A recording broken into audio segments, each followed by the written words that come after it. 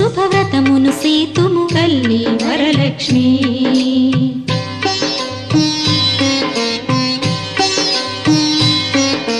శ్రావణ మాసపు శుక్రవారమున తల్లి వరలక్ష్మి. శ్రద్ధగని శుభవ్రతమును సేతుము తల్లి వరలక్ష్మి.